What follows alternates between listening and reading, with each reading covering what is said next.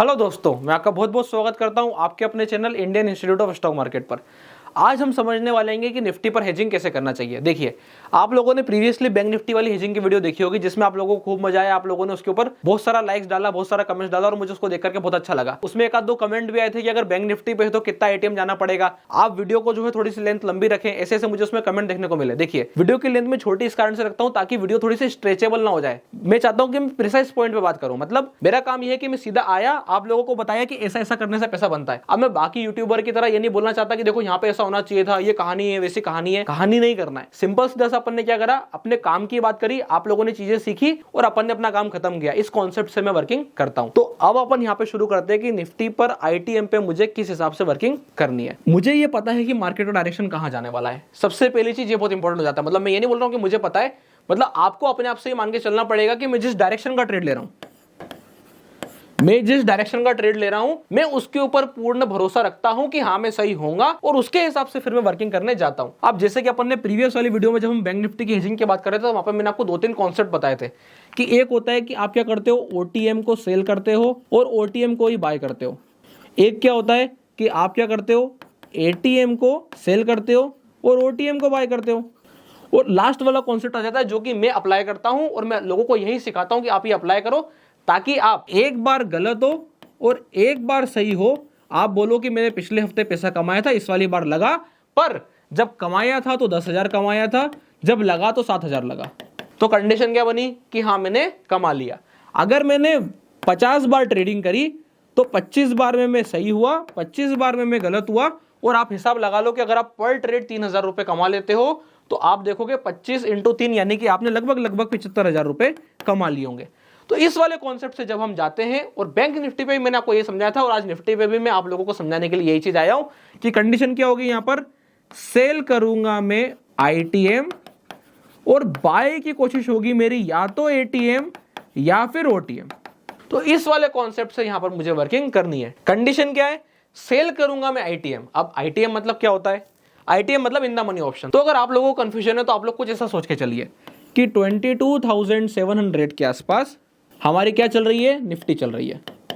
अब मैंने यहां पर क्या करा, पहले मैंने शांति से एनालिसिस किया, देखा, विचारा, और विचार करने के बाद मुझे समझ में आया कि यहां से मार्केट ऊपर की तरफ मूव कर सकता है। अगर मुझे ऐसी कंडीशन दिखाई दी, देखिए आप मध्य साइड भी जा सकते हैं। अभी हाल ओवरऑल ट्रेंड तेजी का चल रहा है, तो मेरा मानना है कि अगर आप 4 हफ्तों में चारों हफ्ते वाला ट्रेड बनाओगे तो आप देखोगे कि एक हफ्ते आपको नुकसान हुआ होगा, बाकी के 3 हफ्ते आपको प्लस आ जाएंगे। और कंडीशन अगर ऐसी बनी कि मार्केट साइडवेज हो गया तो 2 हफ्ते आपको नुकसान रहा, 2 हफ्ते आपको प्रॉफिट रहा, तो भी कंडीशन क्या आ गई कि 6,000 रुपए हमने कमा लिया। कैसे कमा लिया उसका गणित मैं आपको ऑलरेडी बता चुका हूं कि जब आते हैं तो 10,000, जाते हैं तो 7,000, तो 3,000 रुपए बने। तो 4 हफ्तों में 2 हफ्ते कमाया, 2 हफ्ते चले गए तो भी 6,000 रुपए बने। तो उस वाले कॉन्सेप्ट से हम वर्किंग करते हैं। कंडीशन क्या बनाई कि मार्केट कहां चल रहा है, ऊपर की तरफ। अगर मार्केट ऊपर की तरफ चल रहा है तो मैंने ध्यान से देखा कि अभी हाल में कहां पर हूं, मैंने देखा 22,700 पे हूं।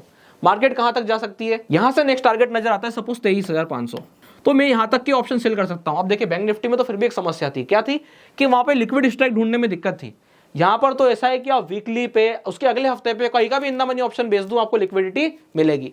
मैं इनफैक्ट खुद जब आपको बताया था कि मुझे नीचे से मार्केट तेजी लगता है तो मैंने क्या करा था, 20,500 की सी बाय करी थी। ये भी मैं ऑलरेडी अपनी वीडियो में बता चुका हूं कि कैसे मैंने बॉटम पर ऑप्शन बाइंग करी, किसकी, जब मार्केट नीचे की तरफ था तो वहां से जब नीचे से टर्न अराउंड आना शुरू हुआ तो उस टर्न अराउंड पर आईटीएम ऑप्शंस में कैसे बाइंग करते हैं। और बाय ऑन डिप की जो मेरी स्ट्रेटेजी, जो मैं खुद यूट्यूब पर बताता हूं कि बाय ऑन डिप कैसे करा जाता है, जब हम मंथली ऑप्शंस बाइंग करते हैं तो कैसे बाय ऑन डिप होती है, वो मैंने ऑलरेडी बताई थी। तो उसमें मैंने खुद कौन सी कॉल ऑप्शन बाय करी थी, 20,500। तो जब मैं इन द मनी की कॉल ऑप्शन बाय कर पा रहा हूं तो आप लोग भी इन द मनी की पुट ऑप्शन इजीली सेल कर पाओगे, उसमें आपको कोई भी दिक्कत नहीं आएगी। तो यहां पर अब मैं 23,500 में इजीली लिक्विडिटी देखता हूं। अब आप ध्यान से देखिए, जब 23,500 की मैं पुट ऑप्शन शॉर्ट करूंगा। अब 23,500 की पुट ऑप्शन क्यों शॉर्ट करूंगा, क्योंकि मेरा व्यू क्या है यहाँ पे, मेरा व्यू है यहाँ पे लॉन्ग साइड का। मैंने आप लोगों को ऑलरेडी बता दिया।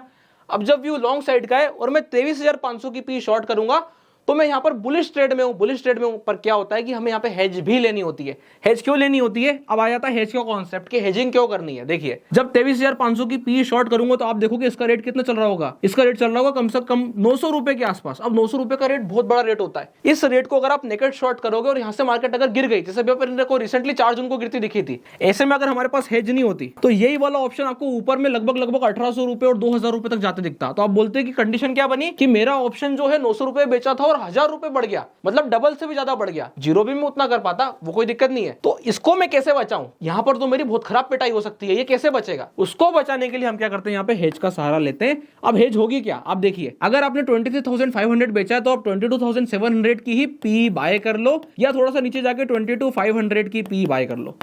इतना रिस्क आपको लेके चलना पड़ेगा। यहां पर ऐसी कंडीशन बनेगी जहां पर हम देखेंगे कि ये वाला अगर ऑप्शन में बेच रहा हूं और ये वाला ऑप्शन में बाय कर रहा हूं, तो रिस्क रिवॉर्ड रेशियो हो सकता है अभी भी फेवरेबल में ना है, पर हमारे पास स्टॉप लॉस रहेगा जिसको काट करके हम ट्रेड को व्यवस्थित बना सकते हैं। गेम क्या है कि इफ आई एम राइट, मतलब मैं अगर एक बार सही हो गया तो मेरे को पैसा बनना चाहिए। ऐसा नहीं होना चाहिए कि मैंने 20 रुपए का ऑप्शन बेचा, अब मैं सही हो गया तो मैं खुश हो रहा हूं कि देखो अपने को तो 500 रुपए आ गए ना, क्या दिक्कत है, एक लॉट बेचा था अपन ने, 500 रुपए तो आए अपने को। गलत हुए तो वो 20 का ऑप्शन 100 तक जा रहा है, तब हम बोल रहे हैं कि अरे यार 5 बार की कमाई एक बार में जा रही है। ये नहीं करना है, एक बार ऐसा कमाना है कि 5 बार चला भी जाए तो भी क्या कंडीशन बने कि हाँ हम प्लस बना रहे हैं। अब इसको इजी करने के लिए अपन एक बार ऑप्स्ट्रा पर चलते हैं और ऑप्स्ट्रा पर चल के देखते हैं कि क्या कंडीशन बनेगी। तो अब जो है मैं यहाँ पर ऑप्स्ट्रा पे आ गया हूँ, ध्यान से देखिए भैया निफ्टी चल के आ रही है। अगर आप जाके देखेंगे तो निफ्टी की कंडीशन क्या आ रही है, जहां पर ये एटीएम बता रहा है वो आ रहा है लगभग 23,300, मतलब ऑलरेडी मार्केट ऊपर है। अपन एक एग्जांपल लेकर के चल रहे थे। अब यहाँ पे अपन आ जाते हैं कि कौन सी एक्सपायरी ट्रेड करना है। अभी 13 जून जो है वो एक्सपायरी में सिर्फ 4 दिन बचे हैं, तो मैं आप लोगों को बोलूंगा कि आप 13 जून में जा सकते हैं अगर आपको इमीडिएट बुलिश मोमेंटम लग रहा है। मैं आपको ये बता रहा हूँ कि यहाँ पे बनाना कैसे। अब यहाँ पे मार्केट ऑलरेडी 4 जून को गिरने के बाद कवर अप कर चुकी है, तो इसे में टॉप पे बनाना होगा। असली में बनाना कब था, जब मार्केट फॉल करके पहली बार मोमेंटम देती है तब मुझे ट्रेड को इनिशिएट करना है। तो कैसे बनेगा एक बार अपन बस इतना समझते हैं। अब देखिए यहाँ पे मार्केट 23,300 पे कहां तक दिखाई देती है, जिस हिसाब से मार्केट चल रही है। अब हम बोल रहे हैं कि हम बड़ी बेट खेलेंगे, बड़ी बेट कहां आएगी 24,000 पर, तो सीधे गए 24,000 की पुट ऑप्शन को क्या करा, एक लॉट शॉर्ट कर दिया। अब आप देखिएगा रिस्क रिवॉर्ड रेशियो कितना गजब का आएगा। अब अगर 24,000 शॉर्ट करा है तो बाय क्या करेंगे, 23,000 को हम एक बार के लिए बाय कर लेते हैं। अब आप देखेंगे कंडीशन क्या आती है, जब हम यहाँ पर बात करेंगे रिस्क रिवॉर्ड की तो आपको कंडीशन ऑटोमेटिक समझ में आ जाएगी कि मेरा रिस्क क्या है, रिवॉर्ड क्या है। मार्केट थोड़ा सा ऊपर चलेगा, मेरे को प्लस आने लगेगा। रिवॉर्ड में आप लोगों को बताता हूं, रिवॉर्ड दिखेगा अपने को 15,000 का। आप देखिए एक लॉट अपन शॉर्ट कर रहे हैं पर 15,000 का रिवॉर्ड कमा सकते हैं। हमारा टारगेट कितने का है, टारगेट हमारा बड़ा है, 24,000 तक का टारगेट है। और स्टॉप लॉस क्या रख के चल रहे हैं हम, स्टॉप लॉस हम देखेंगे चार्ट पर कि मार्केट अगर यहां से 22,500 के नीचे निकलता है, 22,800 के नीचे निकलता है तो हम कट करेंगे। अब 22,800 मतलब कितना लॉस आ रहा है, जैसे हम 22,800 पे आ जाते हैं तो 22,800 हमें बोलता है कि आपको जो नुकसान होगा वो ब्लू लाइन के हिसाब से 6,800 रुपए का होगा। अब ये ब्लू लाइन क्या है, ये मैं ऑलरेडी आप लोगों को मेरी बहुत सारी वीडियोस में बता चुका हूं कि ब्लू लाइन कैसे वर्किंग करती है, फिर भी एक बार समझ लीजिए। ब्लू लाइन ये बोलती है कि आज इसी क्षण मैंने अगर ट्रेड बनाया तो मुझे किस हिसाब से प्लस और किस हिसाब से माइनस आएगा, ये मुझे ब्लू लाइन बताती है। तो यहाँ पे अगर प्राइस नीचे आ रही है तो नीचे आने पे मुझे जो नुकसान होगा वो 6,800 को होगा, पर ऊपर चलने पे अगर यहाँ से मार्केट कितना आता है, सिर्फ 23,800 भी आता है तो मुझे प्रॉफिट 11,000 का, 12,000 का, 23,700 आने पे 8,000 के आसपास का प्रॉफिट दिखने लगेगा। अब एक बार हम बात कर लेते हैं कि हमारी प्रोबेबिलिटी ऑफ प्रॉफिट क्या है। अगर आप देखेंगे तो यहाँ पे हमको प्रोबेबिलिटी ऑफ प्रॉफिट 42% की दिखाई देती है। ये क्या दर्शाती है, ये हमें ये बताती है कि आप जो टेक्निक इस्तेमाल कर रहे हो वो ऑप्शन बाइंग से लाख गुना बेटर है, रिस्क आपका कम है और आप ट्रेड में लंबा बैठ सकते हो। ऑप्शन बाइंग में क्या दिक्कत है, 100 रुपए का ऑप्शन बाई किया, 20 रुपए आ गया तो वापस से 100 रुपए जाना मुश्किल है। यहाँ पर क्या कंडीशन है, ऑप्शन सेलिंग है। अगर मार्केट नीचे भी आया और मुझे ट्रेड में बैठना है, मुझे उम्मीद है कि नहीं मार्केट घूम के चलेगा, मार्केट चल सकता है, तो ऐसे केस में आप नीचे आने के बाद वापस से बैठ करके ऊपर के लिए वापस से आ सकते हो। तो इस हिसाब से हम हेजिंग का इस्तेमाल करते हैं जब हम बात करते हैं कि निफ्टी पे कैसे वर्किंग होनी चाहिए। अगर आप लोगों को वीडियो अच्छी लगी हो तो वीडियो को लाइक कीजिएगा, चैनल को सब्सक्राइब कीजिएगा। कुछ भी डाउट रहेगा तो आप वीडियो के नीचे कमेंट कर सकते हैं, मैं खुद वीडियो के कमेंट के नीचे जवाब देता हूं, तो आप लोग कमेंट कीजिएगा, मैं खुद उसका सॉल्यूशन आप लोगों को प्रोवाइड करूंगा। आपको जिससे रिलेटेड जो वीडियो चाहिए आप लोग उसके ऊपर भी कमेंट कर सकते हो, तो आपको वाली वीडियोस भी मिल जाएगी। उसके लिए क्या करना पड़ेगा, पर वीडियो को लाइक करना पड़ेगा, चैनल को सब्सक्राइब करना पड़ेगा। इसके अलावा अगर आप लोगों ने अभी तक अपना डीमैट अकाउंट नहीं खुलवाया है तो डिस्क्रिप्शन के लिए लिंक मिल जाएगा, आप जाके अपना डीमैट अकाउंट ओपन करा सकते हैं। तब तक के लिए बहुत बहुत धन्यवाद।